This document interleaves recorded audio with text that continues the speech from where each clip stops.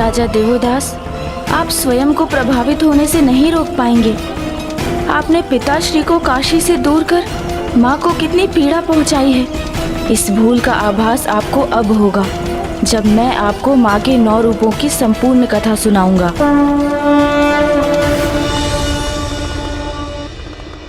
सत्य है, गणेश ने उचित युक्ति का प्रयोग कर अपना और कुमार कार्तिकेय का राजा दिवोदास के भवन में प्रवेश सुनिश्चित कर लिया है। हाँ नारायण, गणेश तो स्वयं परम ब्रह्म है। उन्हें ज्ञात है कि देवी सरला ही नागराज वासुकी की पुत्री ही है।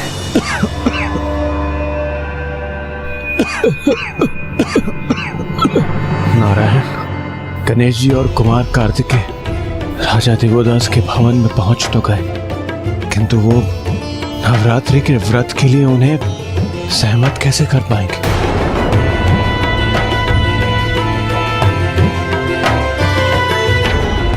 उन्हें जो कुछ भी करना होगा शीघ्र करना होगा, क्योंकि अब एक एक पल भयंकर संकट प्रस्तुत कर सकता है।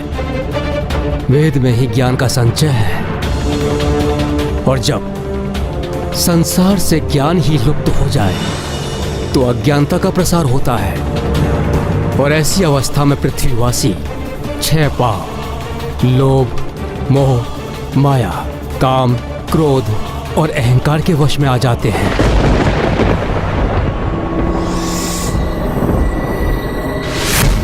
ओम देव शांति अंतरिक्ष शांति। ओम देव शांति अंतरिक्षम शांति। वनस्पतयः शांति शांति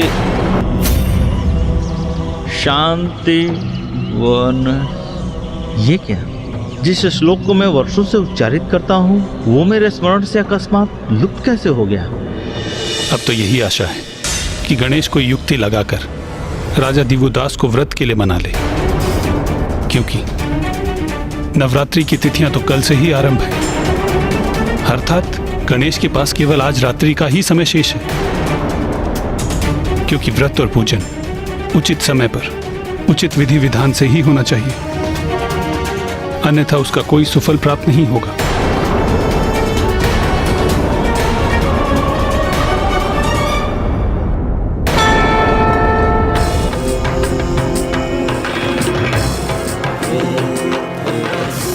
जिनका व्यक्तित्व ऐसी अद्भुत दिव्यता से परिपूर्ण हो, ऐसे ब्राह्मण बालकों के दर्शन करने का सौभाग्य तो मुझे पूर्व में कभी प्राप्त नहीं हुआ।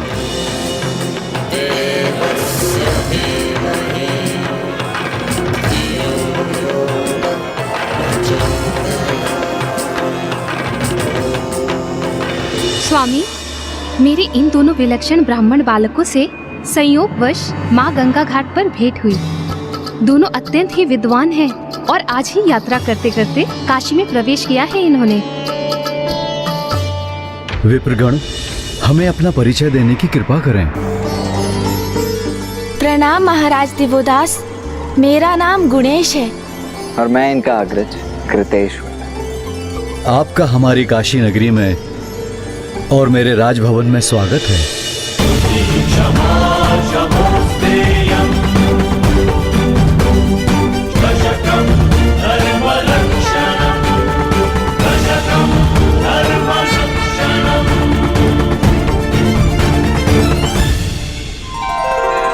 वैसे विद्वान के दर्शन को ही श्रेष्ठ माना गया है, किंतु यदि आप मुझे ज्ञान रस के पान की अनुमति दें तो मेरा परम सौभाग्य होगा। ब्राह्मण देवता, मेरे स्वामी को भी उनके कुछ अतीत के बारे में बताइए ना। अवश्य माता।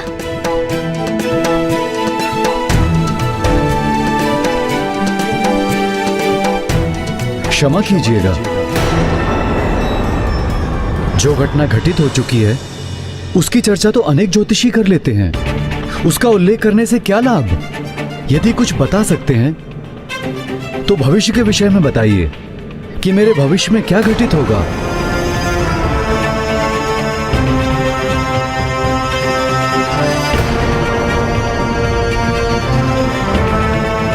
महाराज दिवोदास, मैं तो आपको आपके भविष्य से परिचित करवा सकता हूँ, किंतु क्या आप में इतना सामर्थ्य है कि आप मेरे वचन सुन सकेंगे? क्योंकि बहुत संभव है कि आपको मेरी भविष्यवाणी अप्रिय प्रतीत हो। आपका मन उससे आहत हो जाए, क्योंकि कुछ सत्य सत्य होते हुए भी प्रियकर नहीं होते।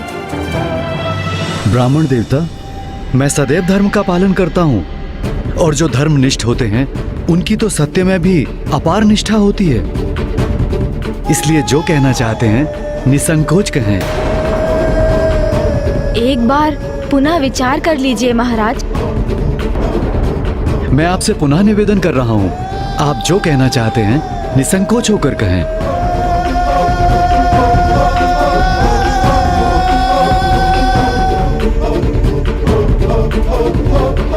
तो सुनिए महाराज, सत्य तो ये है कि संसार में जिसका भी आगमन होता है उसे विदा भी लेनी होती है। यही सृष्टि का नियम है। हमें बचपन में जिससे लगाव होता है, जिन्हें हम अपने संबंधी मानते हैं, वो भी एक दिवस पराये हो जाते हैं। आप क्या कहने का प्रयास कर रहे हैं ब्राह्मण देवता?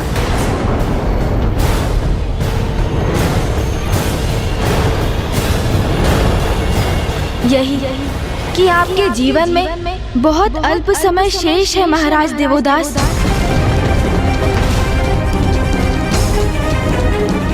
मात्र 10 दिवस की अवधि के पश्चात काल आपकी आत्मा को आपकी देह से विलग कर अपने साथ ले जाएगा।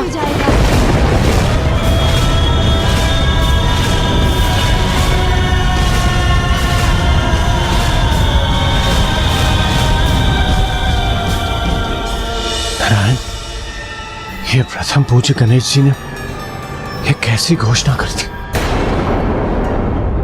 राजा देवोदास तो धर्मनिष्ठ हैं, परोपकारी हैं, नेक हैं, तो उनको समझाने के स्थान पर उनकी मृत्यु की घोषणा।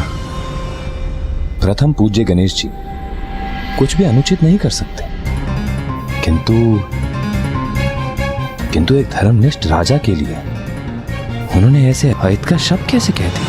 गणेश ने केवल वही कहा जो महागणाधिपति की इच्छा थी। उन्हीं की इच्छा शब्द बनकर गणेश के मुख से प्रकट हुई है। श्री महागणाधिपति की इच्छा तो अटल विधान है, जिसे कोई टाल नहीं सकता। इसका अर्थ है ब्रह्मदेव गणेश जी के शब्द सत्य होकर ही रहेंगे। किंतु ऐसा क्यों? अग्निदेव, गणेश कभी किसी का अहित या मृत्यु की कामना नहीं कर सकता। वो तो भगवान के भक्तों, निर्दोष और धर्मनिष्ठ लोगों की सहायता के लिए सदैव तत्पर रहता है। राजा दिवोदास को लेकर गणेश की घोषणा के पीछे अवश्य उसी की कोई लीला छुपी होगी, जिस लीला का रहस्य तो तभी उजागर होगा जब वो हम सभी के समक्ष प्रकट होकर अपना परिचय देगी।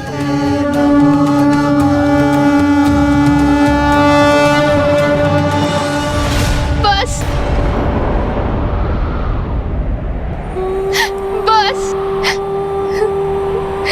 कैसे ब्राह्मण देवता है आप? आपके मुख से ऐसे अशुभ शब्द कैसे प्रवाहित हो सकते हैं?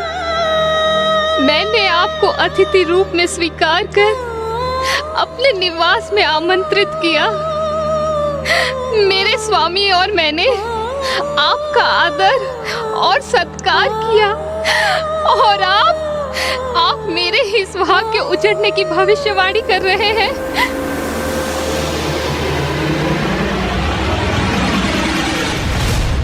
माता, मेरा विश्वास कीजिए, मैंने जो भी कहा वो किसी दुर्भावना के कारण नहीं कहा।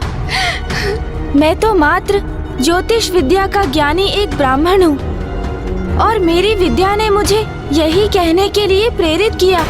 किंतु ये भी तो संभव है कि आपकी विद्या उचित आकलन ना कर सकी हो, आपसे ही कोई चूक हुई हो। नहीं माता, गुणेश की गणना में कभी कोई चूक नहीं होती, इसीलिए उसने आपको पूर्व में ही सचेत किया था कि जो वो कहने जा रहे हैं कदाचित उसका श्रवण आपके लिए असहनीय हो। किंतु माता, आप इतनी व्याकुल क्यों हो रही हैं? मृत्यु तो संसार का अंतिम सत्य है। अवधि 10 दिवस की हो अथवा 1 वर्ष की, प्रत्येक जीव के जीवन काल का अंत तो एक ना एक दिवस तो होना ही है। और मृत्यु, माता, मृत्यु तो मात्र इस नश्वर शरीर की ही होती है। आत्मा तो अजर अमर है, जो संसार में कर्म करने आती है और आयु पूर्ण होते ही वो इस नश्वर शरीर का परित्याग करने पर विवश हो जाती है और अपने जीवन में जिन भी कर्मों का संचय वो आत्मा करती है वही उसके साथ जाते हैं। किंतु बस सरला,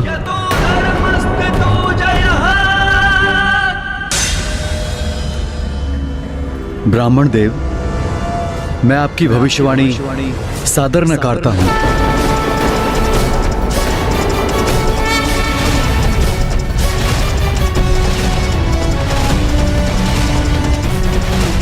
मेरा जीवन अब मात्र 10 दिवसों के लिए ही शेष है। मुझे आपकी ये भविष्यवाणी स्वीकार नहीं, और मैं अपने कथन को प्रमाणित करने हेतु आप दोनों को 10 दिवस के लिए अपने राजभवन में मेरा आतिथ्य स्वीकार करने का निमंत्रण देता हूं।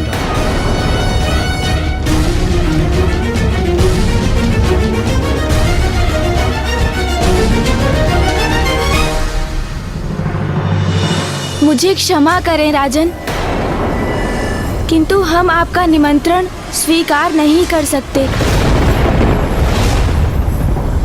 ये गणेश जी क्या कर रहे हैं? वो राजा दिवोदास के निमंत्रण को अस्वीकार क्यों कर रहे हैं? यही तो गणेश जी और कुमार कार्तिकेय का आशय था कि वो राजा दिवोदास के राजभवन में जाएं और उन्हें समझाएं, वहां स्थित हो जाएं। किंतु वो ना क्यों कर रहे हैं? किंतु आप मेरा निमंत्रण क्यों नहीं स्वीकार कर सकते? क्या आपको इस बात का संशय है कि मेरा ही कथन सत्य प्रमाणित होगा और आपको आपकी गणना में चूक होने के कारण काशी में लज्जित होने के लिए विवश होना होगा? नहीं राजा, उसकी तो तनिक भी चिंता नहीं है हमें। वास्तव में कल से नवरात्रि की तिथियां आरंभ हो रही हैं। मैं और मेरा अनुज गुणेश नवरात्रि की इन तिथियों में 9 दिवसों का व्रत और पूजन करते हैं। उसमें तो आपको कोई समस्या उत्पन्न नहीं होगी, क्योंकि मैं और देवी सरला आपके व्रत और पूजन की समुचित व्यवस्था कराएंगे। क्या आपको हमारा आतिथ्य स्वीकार होगा?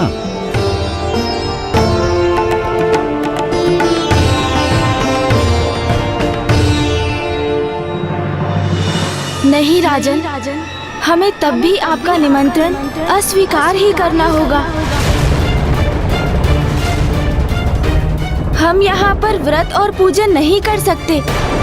किंतु क्यों नहीं ब्राह्मण देवता?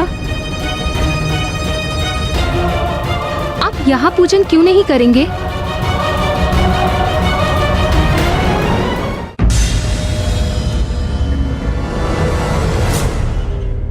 माता, नवरात्रि के व्रत और पूजन तभी सफल होते हैं जब जहाँ उनका आयोजन होता है और वहाँ पर निवास करने वाले सभी सदस्य उसका पालन करते हैं।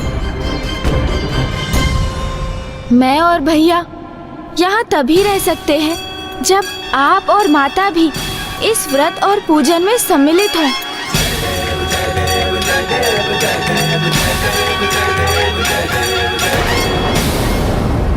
किंतु मैं और गुणेश आपको ये व्रत रखने के लिए विवश तो नहीं कर सकते।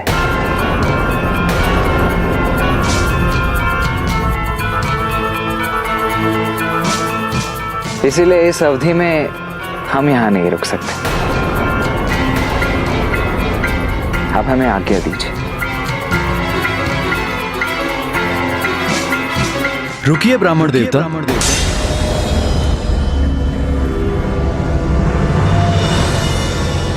अतिथियों की इच्छा हमें शिरोधारी है।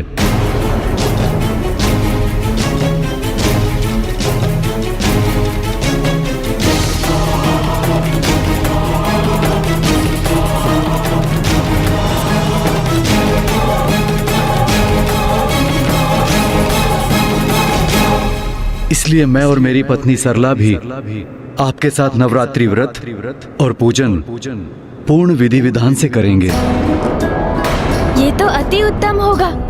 इस प्रकार तो ये 9 दिवस बड़ी सहजता से व्यतीत होंगे। और इसके उपरांत आपके भविष्यवाणी की भी परख हो जाएगी। तो उचित है महाराज। कल से व्रत और पूजन के साथ हम आपको माँ के 9 रूपों की कथा भी सुनाएंगे। किंतु ब्राह्मण देवता, हमें व्रत रखने के लिए 9 रूपों की कथा सुनने की क्या आवश्यकता है? क्योंकि जैसे जैसे आप प्रत्येक कथा सुनेंगे तो आपको स्वयं अपने प्रश्नों के उत्तर प्राप्त हो जाएंगे और आपको ये भी ज्ञात हो जाएगा कि क्यों शेष है 10 दिवस आपका जीवन। क्या आप अपने जीवन के इस सत्य को स्वीकार कर सकेंगे? उचित है ब्राह्मण देवता। हमें आपकी भविष्यवाणी पर विश्वास हो अथवा नहीं, हम आपकी दिव्यता का मान अवश्य रखेंगे और आपकी आज्ञा अनुसार हम इस पूजन की समस्त व्यवस्था करेंगे और आपके आदेशों का पालन करेंगे। माता, महाराज, देवी की स्थापना कल प्रातः होगी। अब हमारी आपसे भेंट कल भोर में ही होगी।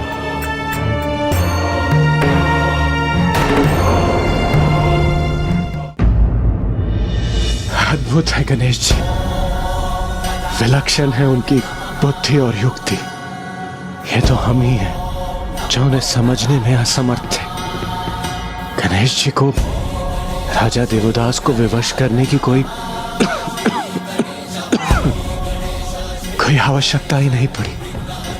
वो तो स्वयं ही निर्विरोध इस व्रत और पूजन के लिए तैयार हो गए। हाँ देवराज, इस विकट परिस्थिति में माता की भक्ति ही हमारी शक्ति है। अब हमारे पास अधिक समय नहीं है। अब हमें यही आशा करनी चाहिए कि गणेश जी और कुमार कार्तिकेय माता के 9 रूपों की कथा सुनाकर इन 10 दिवसों में राजा देवोदास के हृदय को परिवर्तित करने में सक्षम हो जाएं और राजा देवोदास काशी का त्याग करने के लिए तैयार हो जाएं। किंतु यदि ऐसा नहीं हुआ तो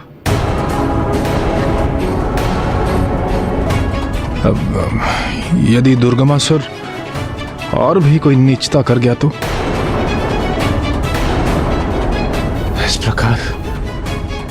इस प्रकार तो वेद संसार से विलुप्त हो जाएंगे। किंतु भक्ति कभी असफल नहीं होती। मुझे पूर्ण विश्वास है कि गणेश अवश्य कोई न कोई युक्ति लगाकर राजा देवदास का हृदय परिवर्तन करके अपने प्रयोजन को सिद्ध कर लेगा। हमें भी गणेश जी के सुझाव के अनुसार कल दिवस से ही व्रत और पूजन आरंभ करना चाहिए, क्योंकि मुझे आभास हो रहा है वेद की देवी अपार कष्ट में है।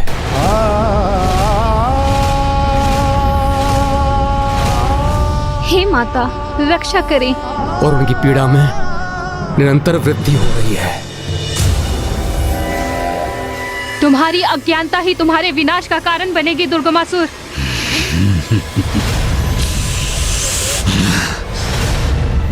देवी, व्यर्थ है ज्ञान और उसकी महिमा का बखान। वेद की देवी ज्ञान झुक गया मेरे बल के समक्ष, और देखो मैं ब्रह्मलोक में प्रवेश कर तुम्हारा हरण कर लाया, और अब मैं तुम्हें यही रखूंगा जहां तुम्हारा अस्तित्व ही नहीं रहेगा। धीरे धीरे धूमिल होकर विलुप्त हो जाओगी तुम, और वेद नष्ट हो जाएंगे। वेद नष्ट हो जाएंगे।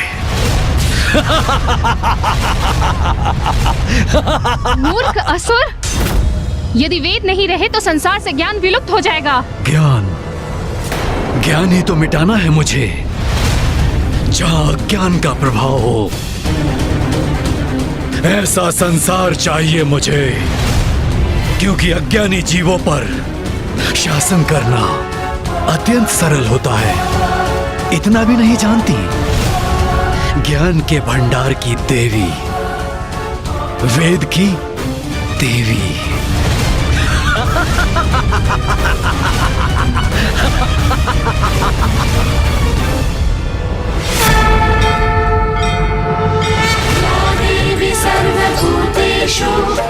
अब तो केवल एक ही आस है विघ्नहर्ता गणेश। कदाचित उसके द्वारा राजा देवोदास को सुनाई जाने वाली आदि शक्ति के 9 रूपों की कथा से ही सृष्टि संतुलित हो जाए।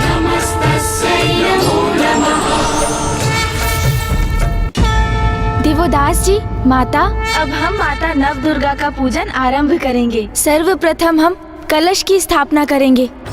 काशी की पावन भूमि से मिट्टी लेकर उसकी वेदी बनाएं।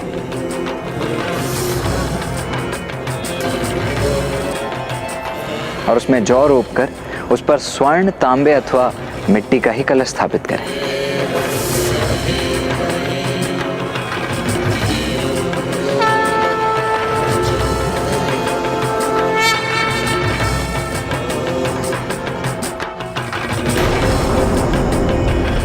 अब हम माँ आदि शक्ति के पार्थिव विग्रह की रचना करेंगे। मणिकर्णिका घाट पर माता के मंदिर और विश्वनाथ मंदिर से ली गई पावन मिट्टी से हम माता के श्री विग्रह की रचना करेंगे।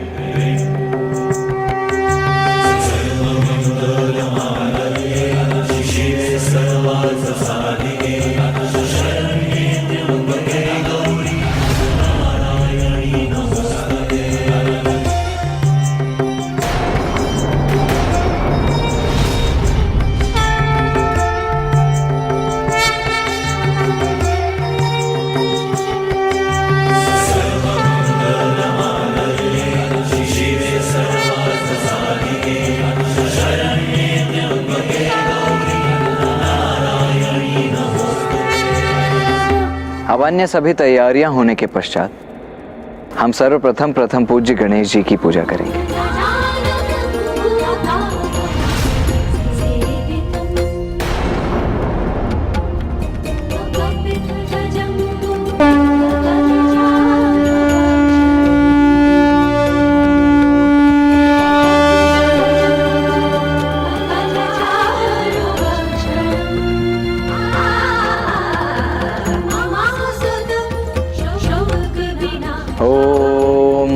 गणपतये नमः।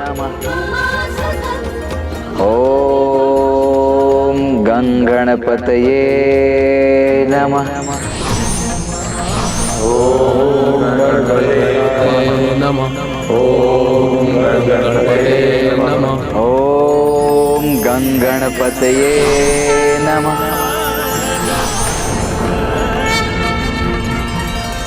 माता पार्वती के नंदन गणेश जी अब संतुष्ट हुए भैया।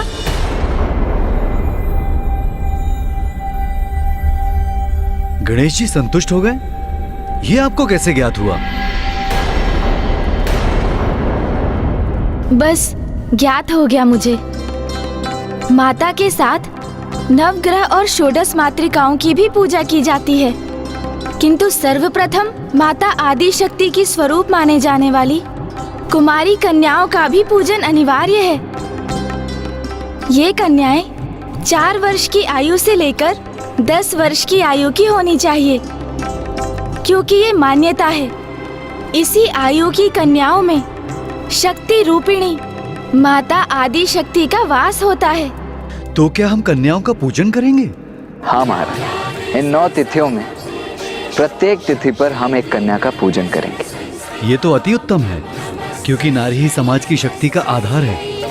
क्योंकि कहा जाता है जहाँ नारी की पूजा होती है वो स्थान स्वर्ग के समान होता है। किंतु ब्राह्मण देवता, हमारी तो कोई पुत्रियां नहीं है और हमारे राजभवन में कोई लघु आयु की कन्याएं भी नहीं है, तो हम कन्या पूजन कैसे करेंगे?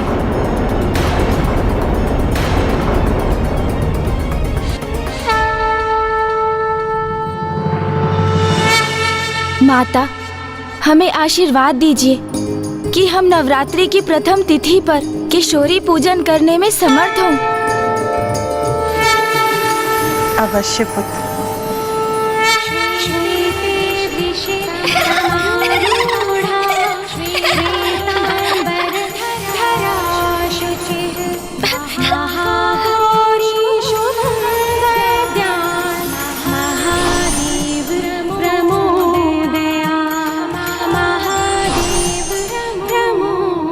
प्रणाम माता, प्रणाम महाराज।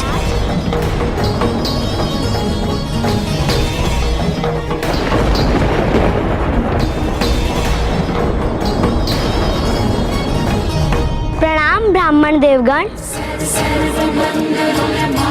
प्रणाम माता।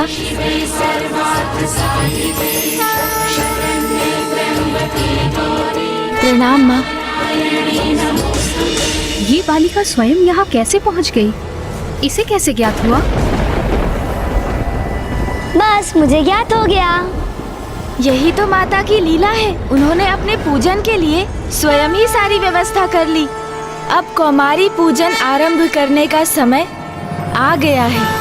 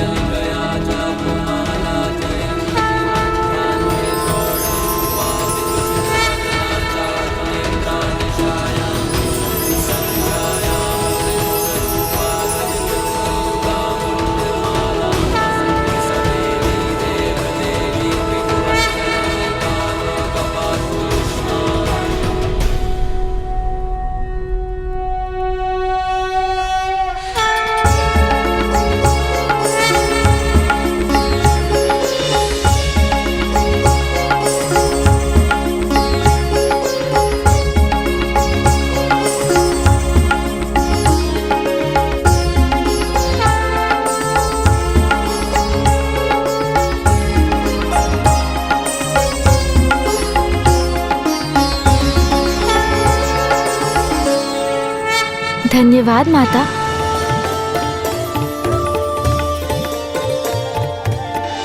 गुणेश जी, नवरात्रि की प्रथम तिथि पर अब मैं माता के 9 रूपों की कथा सुनने के लिए अति उत्सुक हो रहा हूँ।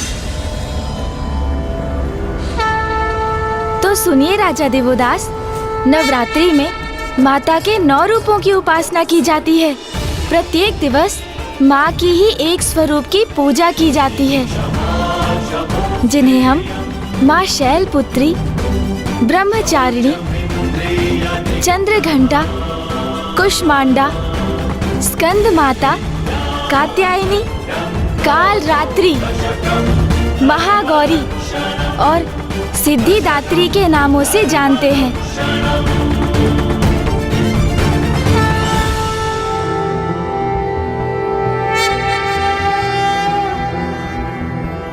प्रथमं शैलपुत्री च द्वितीयं ब्रह्मचारिणी तृतीयं चन्द्रघण्टेति कूष्माण्डेति चतुर्थकं पञ्चमं स्कन्दमातेति षष्ठं कात्यायनीति च सप्तमं कालरात्रीति महागौरीति चाष्टमं नवमं सिद्धिदात्री च नवदुर्गा प्रकीर्तितः।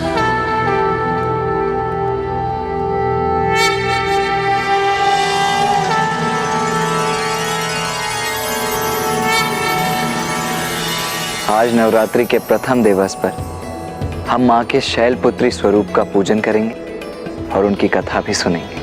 अवश्य ब्राह्मण देवता, किंतु उसके पूर्व ये भी बताने की कृपा करें कि माँ किसकी प्रतीक हैं?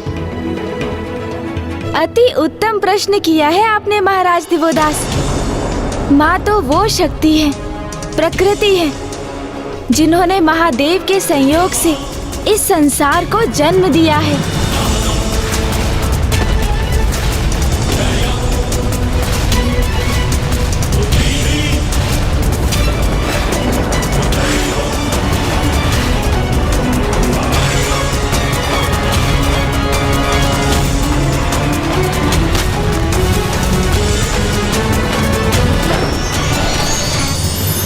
परिस्थिति के अनुसार माँ ही महादेव के रौद्र रूप को जागृत करती है और फिर वो ही उनको उनके रौद्र रूप से शिव में परिवर्तित करती हैं। अर्थात ये समझने के लिए अब मैं आपको माता के प्रथम रूप माँ शैलपुत्री की कथा सुनाऊंगा, क्योंकि कोई भी व्रत और पूजन तभी पूर्ण होते हैं जब उनके पीछे की कथा का स्मरण किया जाए। क्योंकि अब हम नवरात्रि में हैं, माँ के 9 रूपों की पूजा कर रहे हैं, तो हमें ये ज्ञात करना अति आवश्यक होगा कि माँ के 9 रूपों में प्रथम रूप माँ शैलपुत्री का आविर्भाव कैसे हुआ। तो ये कथा तब आरंभ हुई जब माता प्रजापति दक्ष की पुत्री थी और वो देवी सती रूप में प्रकट भी हुई थी और वो महादेव की पत्नी भी बनी थी।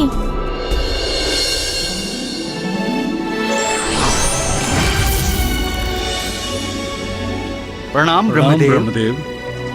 प्रणाम नारायण। मैं भृगु ऋषि संपूर्ण सभा की ओर से करबद्ध हो आपका स्वागत करता हूँ। प्रणाम ऋषि भृगु। प्रणाम ऋषि भृगु। प्रणाम ऋषि वशिष्ठ।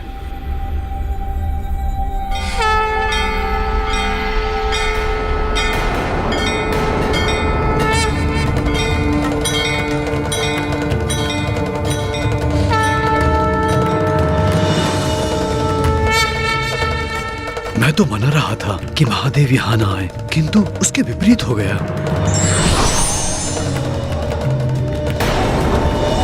कहीं इनका यहाँ अकस्मात आना किसी नवीन संकट व अनिष्ट का कोई कारण न बन जाए।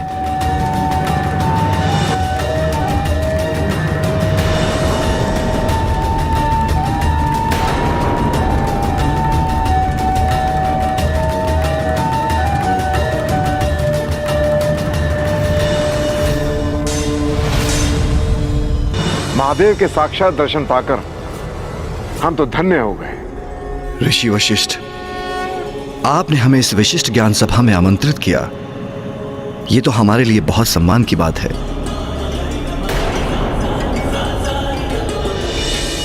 ज्ञान एक उत्तम उत्ताद समाज का आधार होता है। मेरी मान्यता है कि वास्तव में ज्ञानी वो है जिसे तत्व ज्ञान हो। तत्व ज्ञान अर्थात ईश्वर की पहचान।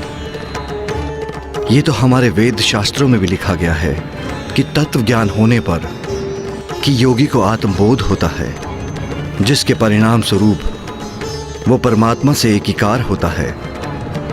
किंतु जो ईश्वर को न जानता है, न पहचानता है और न स्वीकार करता है और अपने ज्ञान पर अहंकार करता है, उस ज्ञान के आवरण से ढके अज्ञानी का अहंकार सदैव उसके पतन का कारण बनता है। धन्यवाद महादेव।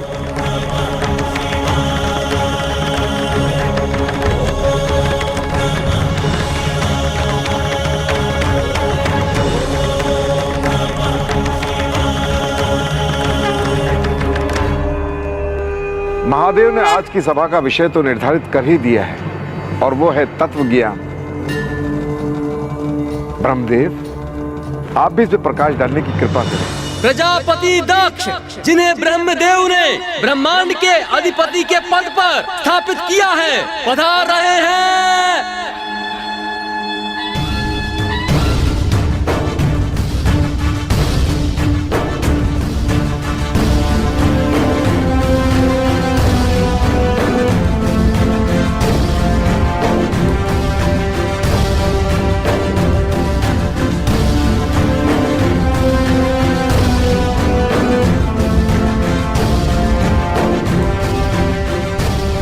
भृगु ऋषि, आपने प्रजापति दक्ष की अनुपस्थिति में ही ज्ञान सभा आरंभ कर दी।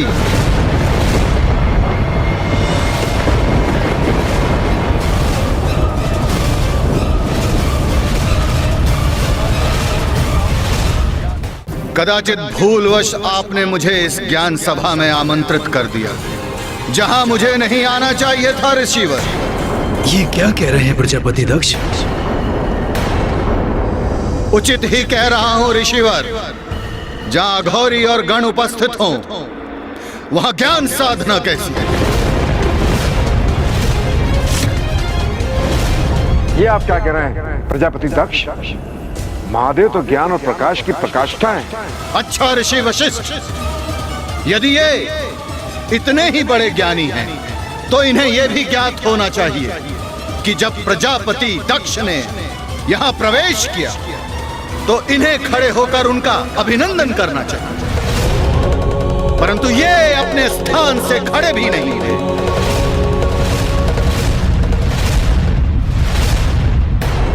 दक्ष, अपने स्थान से उठा तो मैं भी नहीं हूं, और मैं भी अपने ही स्थान पर स्थित रहा। ब्रह्मदेव, आप मेरे पिताश्री हैं। यदि आप मेरे सम्मान में खड़े नहीं हुए, तो ये अनुचित नहीं। और नारायण, नारायण तो मेरे आराध्य हैं, उनका सम्मान करना मेरा कर्तव्य है, परंतु इन अघोरी का नहीं। तो फिर महादेव भी तो तुम्हारे ही जमाता हैं। उस दुर्भाग्यपूर्ण सत्य का स्मरण मुझे मत कराइए पिताश्री। ये मेरे पुत्री के पति अवश्य हो सकते हैं, परंतु मैंने इन्हें कभी अपने जमाता के रूप में स्वीकार नहीं किया। छलपूर्वक मेरे परिवार में प्रवेश कर मेरी पुत्री से विवाह किया, तो क्या ये मुझसे समानता के अधिकारी हैं? कदापि नहीं।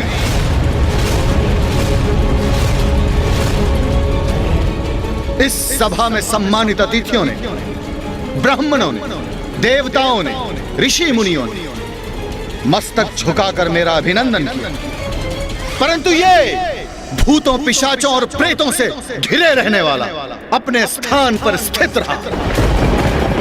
और तो और अपने नेत्र बंद कर ध्यान करने का ऐसा ढोंग कर रहे हैं जैसे इनसे बड़ा ईश्वर पूरे संसार में कोई ना हो।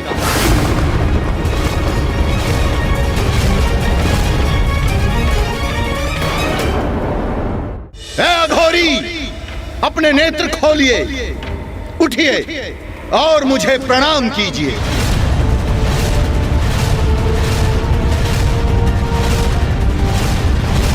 मेरी पुत्री से विवाह किया, इसका अर्थ यह नहीं कि आपको मैं कोई विशेष अधिकार दूंगा। शमशान में निवास करने वाले इन निर्लज को मेरे समक्ष स्थान ग्रहण कर स्थित रहने में लज्जा नहीं आती?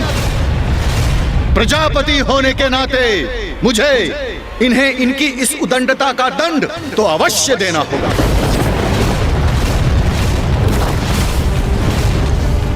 दक्ष, नहीं पिताश्री, आज मैं कोई हस्तक्षेप स्वीकार नहीं करूंगा।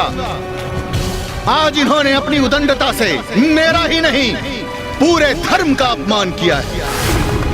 इनकी इस उदंडता का दंड तो इन्हें अवश्य मिलेगा।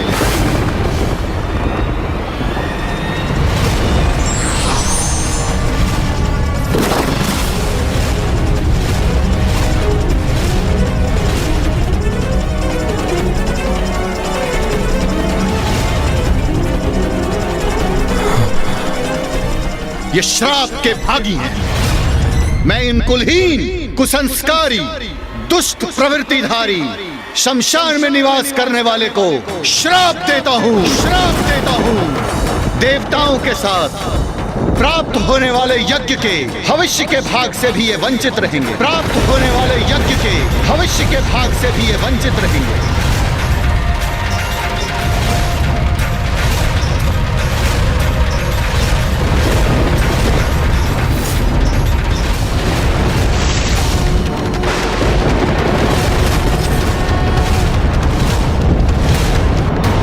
दक्ष, ये तो साहस कैसे किया तुमने?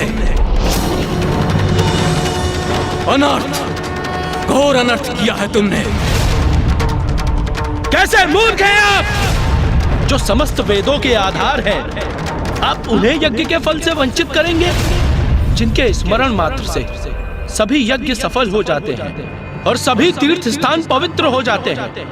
आपने उन्हें ही यज्ञ के हविष्य से वंचित कर दिया।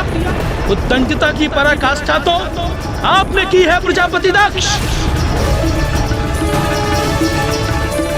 क्षमा कीजिएगा ब्रह्मदेव, किंतु आपने किस मूर्ख अज्ञानी को प्रजापति के पद पर स्थित कर दिया, जिन्हें शिव का, उनकी महिमा का परिचय ही नहीं है। बस! घृणा है मुझे उस स्थान से और उस स्थान पर जाने से जहां तुम्हारे अन्यगण और तुम्हारा यह अघोरी स्वामी उपस्थित हो। जैसे स्वामी है वैसे ही उसके गण अभद्र, असभ्य, अहंकारी हैं। जाओ, मैं तुम सभी को श्राप देता हूं, तुम सभी वेद से बहिष्कृत रहोगे, वेद के मार्ग से भ्रष्ट और ऋषि मुनियों द्वारा त्यागे जाओगे। तुम सभी हड्डियों का आभूषण धारण कर मदिरा पान में व्यस्त रहो। ये सभी गणों को मेरा श्राप है।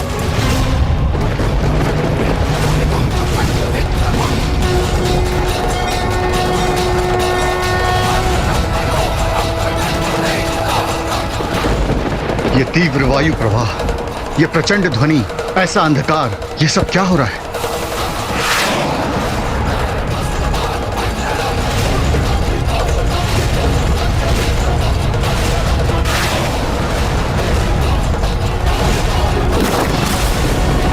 तो क्या इसी मध्य माता शैलपुत्री आ गई गणेश जी? प्रजापति दक्ष और महादेव के मध्य जो कुछ भी घटित हुआ वो सब माँ की ही लीला थी और उसी लीला के परिणाम स्वरूप आगे चलकर होने वाला था माता देवी सती का पुनर्जन्म। आप आगे की कथा जानने के लिए जितने उत्सुक है राजा देवोदास, उससे कहीं अधिक व्याकुल मैं हूँ आपको बताने के लिए कि आपने पिता श्री महादेव को काशी एवं माता से विलग कर कितनी बड़ी भूल की है। और अब इसी के साथ आपको ये भी ज्ञात होगा कि क्यों अब आपके जीवन के मात्र 10 दिवस ही शेष रह गए हैं। नवरात्रि में प्रथम पूजा तो माता शैलपुत्री की होती है, किंतु इनसे जुड़ी कथा तो अब भी शेष थी राजा देवोदास। उधर प्रजापति दक्ष नंदी एवं अन्य गणों के साथ अब कुछ अनुचित करने जा रहे थे। जाओ, मैं तुम सभी को श्राप देता हूँ, तुम सभी वेद से बहिष्कृत रहोगे, वेद के मार्ग से भ्रष्ट और ऋषि मुनियों द्वारा त्यागे जाओगे। तुम सभी हड्डियों का आभूषण धारण कर मदिरा पान में व्यस्त रहो। ये सभी गणों को मेरा श्राप है।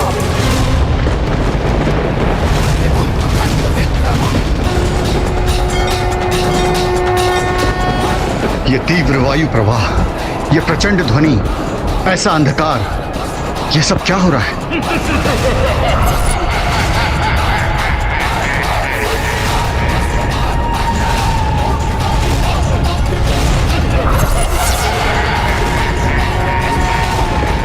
दुष्ट दक्ष प्रजापति, आपने आज सिद्ध कर दिया कि आपको शिव तत्व का लेश मात्र भी ज्ञान नहीं है। प्रजापति दक्ष, मैं आपको श्राप देता हूँ कि आपके इसी अहंकार के कारण एक दिवस ऐसा भी होगा कि आपके शरीर पर आपका शीश नहीं, अज का शीश होगा, अज का शीश होगा, अज का शीश होगा, अज का शीश होगा, अज का शीश होगा। जो धर्म का पालन ही नहीं करते वो श्राप दे भी तो क्या है, उसका श्राप फलित ही नहीं होगा। प्रजापति दक्ष, आप अपने अहंकार की सभी सीमाएं लांघ चुके हैं और अब इसका परिणाम भुगतने के लिए तत्पर हो जाइए।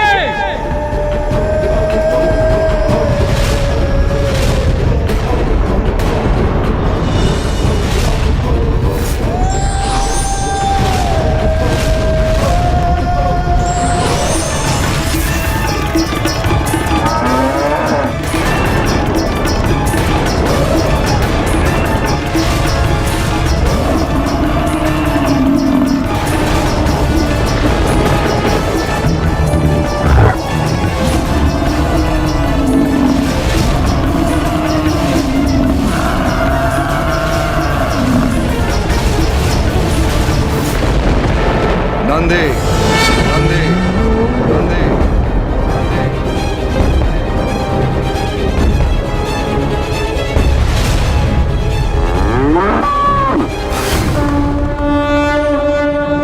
प्रजापति दक्ष और नंदी के इस व्यवहार के कारण तो महादेव का क्रोध अपने चरम पर होगा ना? फिर क्या हुआ ब्राह्मण देवता? महादेव तो स्वयं परम ब्रह्म है, अनादि हैं, अनंत हैं और किसी भी शाप से परे।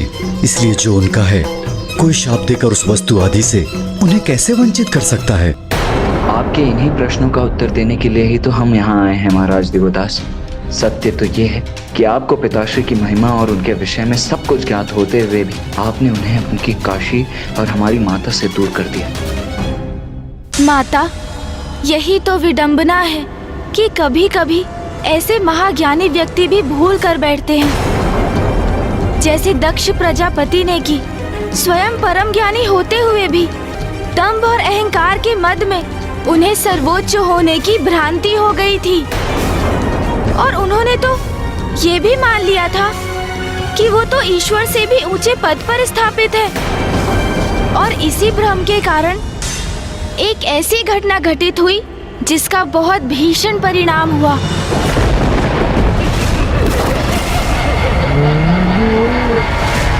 शांत हो जाओ सभी।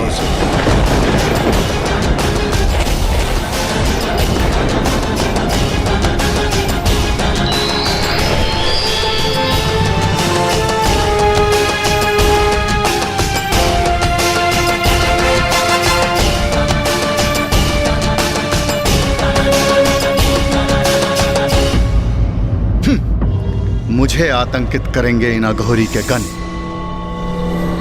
महादेव ने गणों को रोककर उचित ही किया। नंदी, तुम तो परम ज्ञानी हो, इसलिए तुम्हें तो अपने क्रोध पर नियंत्रण रखना चाहिए, अन्यथा तुम्हारे ज्ञान का क्या लाभ?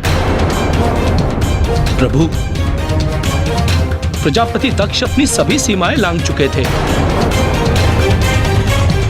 इसलिए मैं उत्तेजित हो गया।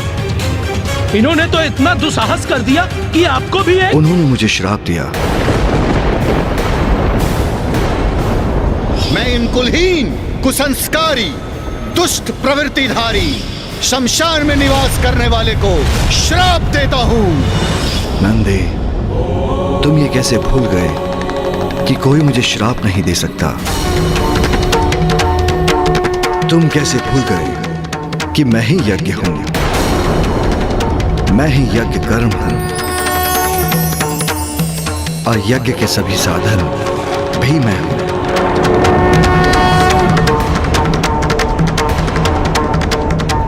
यज्ञ की आत्मा भी मैं हूं, यज्ञ प्राण यजमान भी मैं हूं।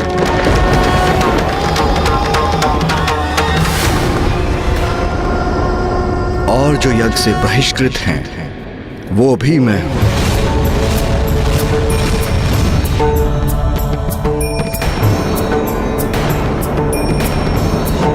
फिर ये कौन? तुम कौन? वास्तव में मैं ही सब हूं। अच्छा, तो इतना अभिमान है इन्हें। मेरे श्राप को व्यर्थ बताकर अपनी महिमा का बखान कर रहे हैं ये वनवासी। महादेव, उससे बहुत बड़ी भूल हो गई। मुझे क्षमा कर दीजिए प्रभु। वृषभ के सिंह भी घातक होते हैं। अघोरी और उसका गण विचित्र स्वांग रच रहे हैं यहाँ। भूल का आभास व्यक्ति के हृदय को निर्मल कर देता है, और फिर भूल कैसी भी हो, व्यक्ति क्षमा योग्य हो जाता है। चलो नंदी।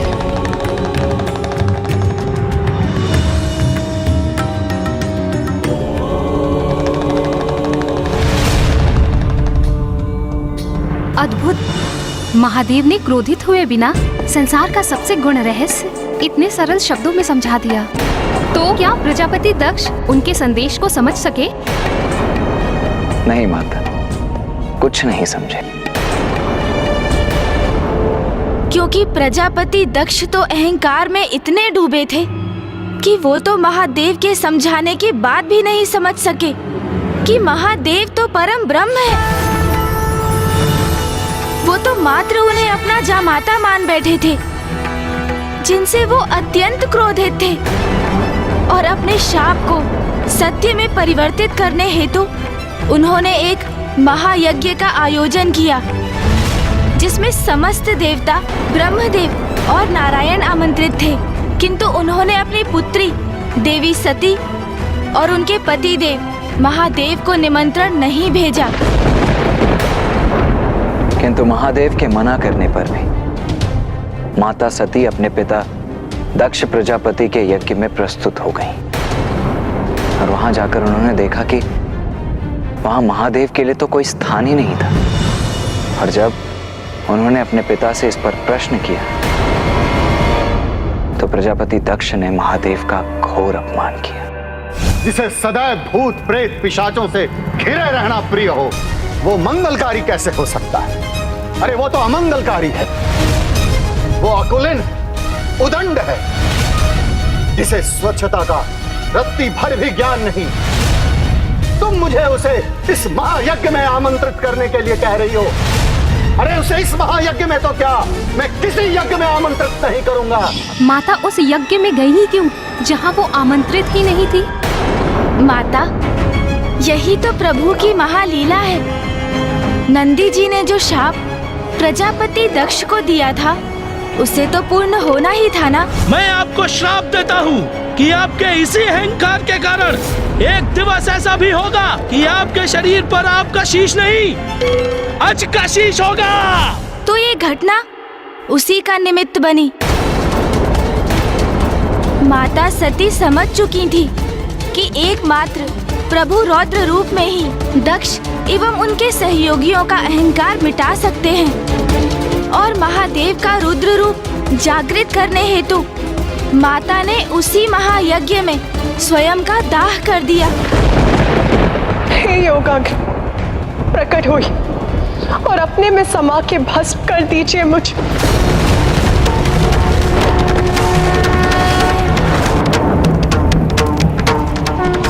जब महादेव को ज्ञात हुआ कि माता सती ने स्वयं का दाह कर दिया है, तो क्रोध में आकर उन्होंने अपना रौद्र रूप वीरभद्र जी को अपनी जटाओं से प्रकट किया और माता भद्रकाली का आवाहन कर उन्हें दक्ष के विनाश का आदेश दिया।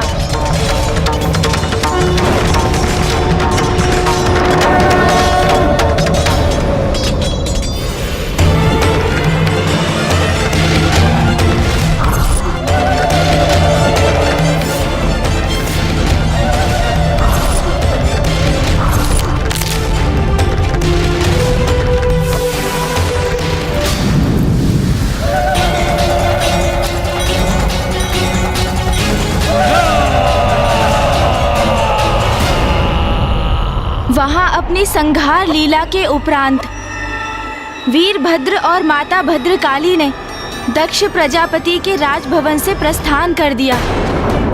नंदी जी का शाप फलित हो चुका था और दक्ष प्रजापति की पत्नी देवी प्रसूति की विनती सुन और समस्त देवताओं के निवेदन को स्वीकार कर महादेव ने दक्ष प्रजापति को पुनः जीवन दान अवश्य दिया। किंतु अब उनका शीश पूर्व की भांति नहीं, एक अज का शीश था।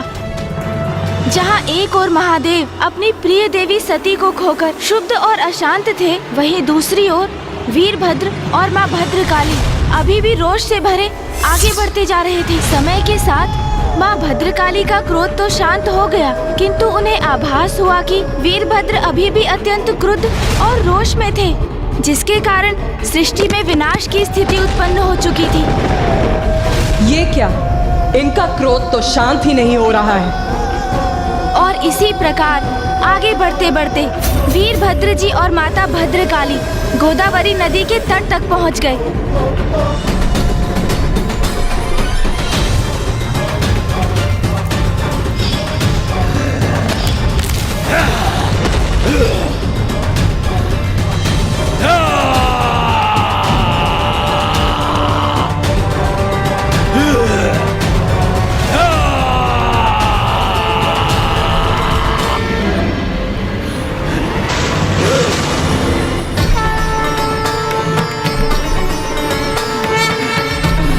देवी सती के देहावसान के पश्चात महादेव से उनके विलग होने के कारण ही वीरभद्र जी अत्यंत शांत और कुपित हो उठे थे और रोष से भरकर उनका अशांत मन सृष्टि में चारों ओर प्रलय मचा रहा था। अब अवश्य शांत होंगे प्रभु।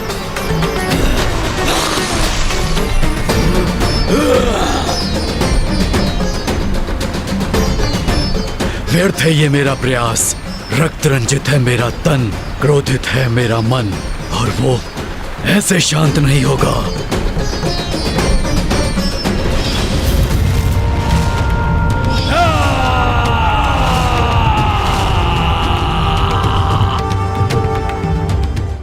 एक ओर गोदावरी नदी के तट पर वीरभद्र जी का क्रोध ज्वालामुखी के समान फटने ही जा रहा था और दूसरी ओर दक्ष प्रजापति के राजभवन में महादेव देवी सती के पार्थिव शरीर को अपनी भुजाओं में भर स्वयं पर नियंत्रण खो बैठे थे।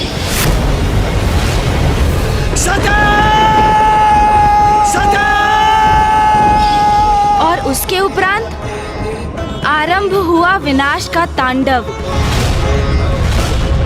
एक ओर वीरभद्र जी का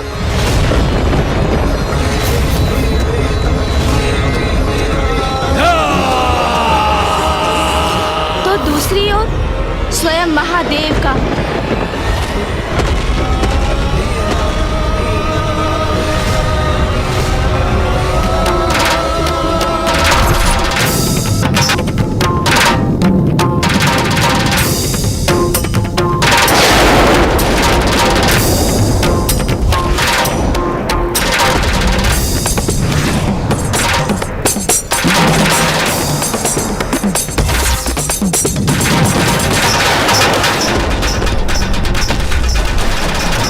वीरभद्र जी और महादेव के तांडव से सृष्टि में सर्वनाश की स्थिति उत्पन्न हो गई थी और माता भद्रकाली को ज्ञात था कि वीरभद्र जी का तांडव रोकने के लिए उन्हें ही कुछ करना होगा। तब माता भद्रकाली ने वीरभद्र जी को शांत करने का निश्चय किया।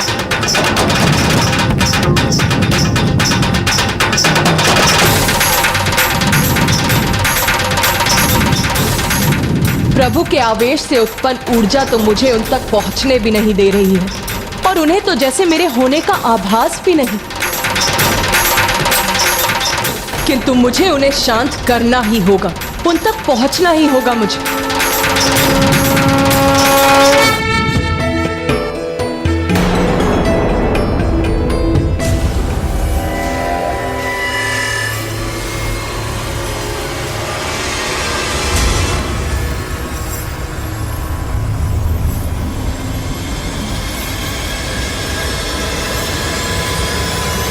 माता भद्रकाली जल में विलीन हो गई, किंतु इससे वीरभद्र जी का क्रोध कैसे शांत होने वाला था?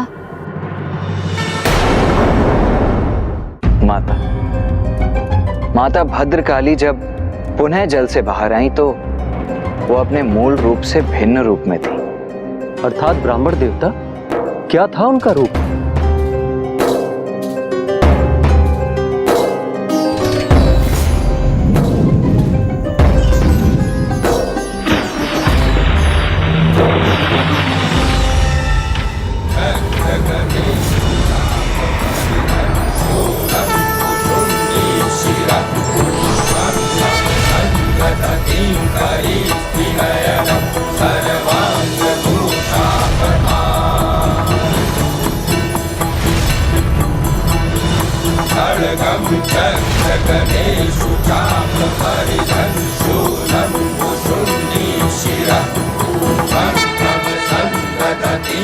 आपने यहाँ आकर अपने सौम्य सौंदर्य रूप से मुझे अवसाद और आवेश से मुक्त किया। मैं आपका साथ पा सकूं, ये मेरी इच्छा है। कहिए देवी, क्या आप मुझसे विवाह करना स्वीकार करेंगी?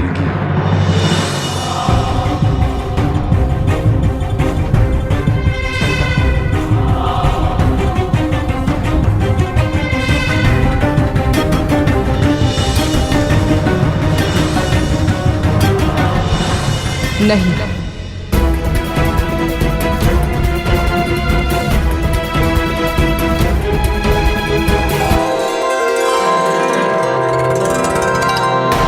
स्वामी, पाणी ग्रहण संस्कार के पूर्व आपको मेरा स्पर्श करने की अनुमति नहीं। अर्थात माता वीरभद्र जी से विवाह के लिए तैयार हो गईं।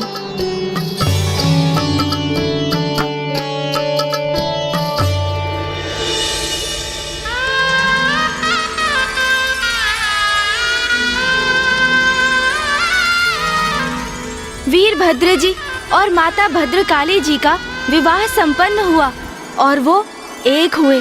इस प्रकार माँ भद्रकाली ने क्रोधित एवं शुद्ध वीरभद्र जी का क्रोध पूर्णतः शांत कर दिया। और महादेव को कौन शांत करने वाला था और उनका तांडव कौन रोकने वाला था? महादेव के रोष का तांडव तो तभी रुक सकता था जब माता सती का शरीर उनसे विलग होता। इसीलिए देवताओं ने श्री हरि नारायण से प्रार्थना की कि वो इस स्थिति में हस्तक्षेप कर उसे संभाले। श्री हरि नारायण के सुदर्शन चक्र ने माता सती के पार्थिव देह को 51 भागों में विभक्त कर महादेव से पृथक कर दिया और फिर माता सती के देह के अंश जहाँ जहाँ पृथ्वी पर गिरे वहाँ वहाँ शक्तिपीठ स्थापित हुए। एक और माता भद्रकाली से वीरभद्र जी का विवाह उनके शांत होने का कारण बना, तो वहीं दूसरी ओर देवी सती का संसार से लोभ उनके सौम्य रूप से रौद्र रूप में परिवर्तन का कारण बना।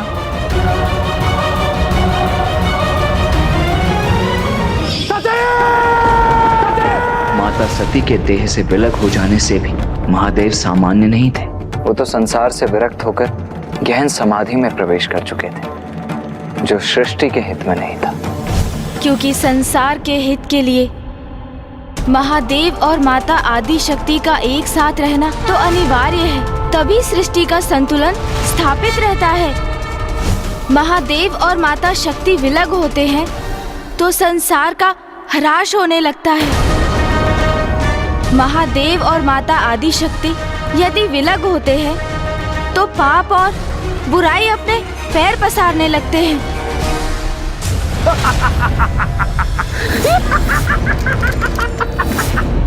महादेव और माता आदि शक्ति के विलग होने से कभी कुछ भला नहीं हुआ है, ना तब और ना ही कभी और। अनर्थ? महादेव और देवी सती का विलग होना अर्थात महाअनर्थ। आप भी तो उनके विलग होने का एक कारण है राजा देवोदास।